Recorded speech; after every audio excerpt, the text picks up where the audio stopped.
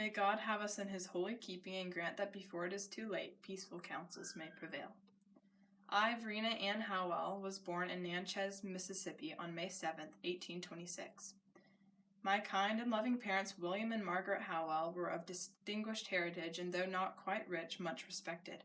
I was the first daughter and second child of my family. Mother and I were very close, and my childhood was a joyful one. We lived at the Howell home called the Briars. I spent many hours reading, walking, and riding horses, which was one of my favorite pastimes. Unfortunately, I was a rambunctious girl, rather forward and blunt, but smart and intelligent. I loved my carefree and blissful childhood days. When I was 17, my protective parents allowed me to spend a delightful summer at a plantation called the Hurricanes. A pleasant gentleman named Joe Davis, his wife, and 36-year-old brother Jefferson Davis lived there. I was much impressed by Jefferson, yet his opinions often offended me, and I couldn't quite decide whether I liked him or not. I knew that he could never be as kindly and lovable as his older brother. I suspected Joe Davis had some plot behind Jefferson and I meeting, but never did I think his plan would find success. It was a funny thing when I found myself falling in love with this refined widower. We spent every day of that summer together. We read poetry, talked, walked, and rode for hours at a time. Just to be together was a joy. Because of our quick and tight bond formed over these months, we were engaged by the end of the summer. A sudden illness I contracted kept us from marrying until February 26th, 1845. It was a simple but beautiful and joyful home ceremony. We made our home at an estate called Briarfield in Mississippi. There we had many months of happiness. I loved the feeling of having a home of my own, and though Jefferson was deeply involved in politics and such, I enjoyed myself keeping the household running. I loved to horseback ride and tending the flower garden, which I was constantly expanding. Shortly after we were married in 1845, Jefferson was elected to the House of Representatives, and we had to move to Pennsylvania Avenue in Washington, D.C. There I learned a good many things about social gatherings, invitations, and the political world. I must say I was extremely enthusiastic about these things, though sometimes it was hard to keep my opinions and temper under control. I won many loyal friends with my charm and wit. To my joy, our much-adored first child was born on July 30th, 1852. His name was Samuel Emerson Davis, but to our utter grief, he died shortly before turning 2. Those months with him were some of the happiest of my life, but at his passing, I felt as if a piece of me had been torn out. Little did I know it was only a taste of the sorrow to trail me in my long life. Jefferson stayed deeply involved in politics until South Carolina seceded, and I must say I was rather proud. He was promoted to General of Military Affairs of the new Confederate States, and not long after was elected to President of the Confederacy.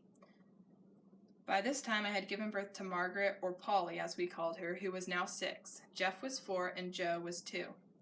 Along with them, my younger sister Margaret, or Maggie as we called her, was also staying with us.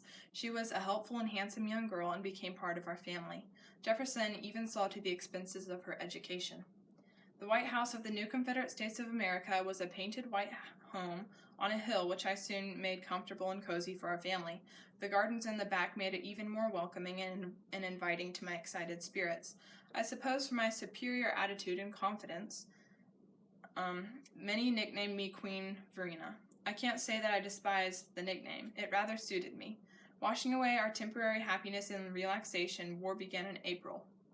Dreadfully, the capital was moved to Richmond.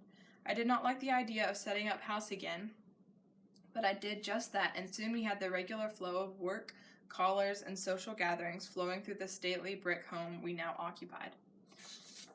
We had our 5th child, William in 1861, and in the same year Jefferson was officially inaugurated as President of the Confederate States of America on February 22nd. I can't say that I wasn't elatedly proud.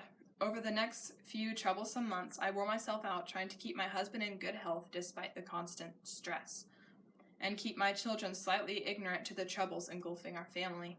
Besides this, I visited hospitals, knitted continuously with Maggie, and hosted as many meals and social events as I could under the circumstances.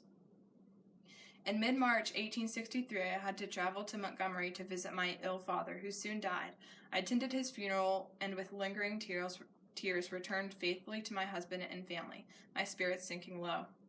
When I returned, catastrophe seemed to step in succession. Jefferson contracted bronchitis, and the defeat of Gettysburg and Vicksburg had my dear husband down. Then a wonderful and horrible blow happened at the same time. First, Robert E. Lee had a tremendous victory at Chancellorsville, and second, Stonewall Jackson died in combat. Sadly, my husband and I went to pay our respects to the great hero. Next came the worst blow of all. Our 5-year-old adorable and precious son, Joe, fell 30 feet from the White House balcony. In agony, he died in our arms. In grief, Jefferson repeated over and over again, "Not mine, O Lord, but thine." Though the wound was still fresh, less than 2 months later I bore our 6th and final child, Varina Ann Davis, or Winnie. Though no child could replace Joe, she was a welcome relief and helped heal the hurt. Jefferson was optimistic that things would come out on our side after all, but I prepared for the worst, selling clothes, silver, china, and preparing to exchange the new Confederate money for gold, if need be. Just 1 week before the fall of Richmond, once again Jefferson implored me to flee south with the children. This time I stood my ground and insisted on staying, but my strong-willed husband would have none of it.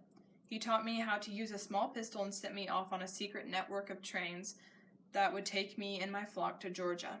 No sooner had we arrived safely than Jefferson fled the capital himself.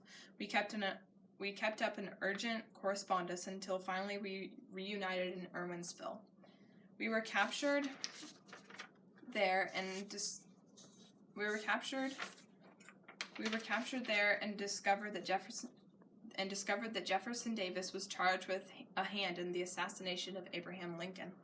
Faithfully and truthfully, I denied this for my husband, but they dragged him and threw him into a cell, sending myself and the 2 children to house arrest in an uncomfortable Savannah hotel. After 2 months of these confining conditions, we were able to move to a home called Millview, where a friend, George Schley, lived. There I stayed until December, sending my mother and 3 oldest children to Montreal, Canada. My husband's cell was horrible, and it took months to campaign for better conditions and finally gain his release. My faithful and beloved Jefferson Davis died a little later at the age of 81 on December 6, 1889. For the remaining years of my life, I wrote, debated, and spoke out as an ambitious and remembered woman, until my own death on October 6, 1906. Through my early years to my married life as a wife and mother and the Lady of the Confederacy, I fought for what I thought was right, a beautiful South free to be the Confederate States of America. My final words sum up my life fairly well. O Lord, in Thee have I trusted, let me not be confounded.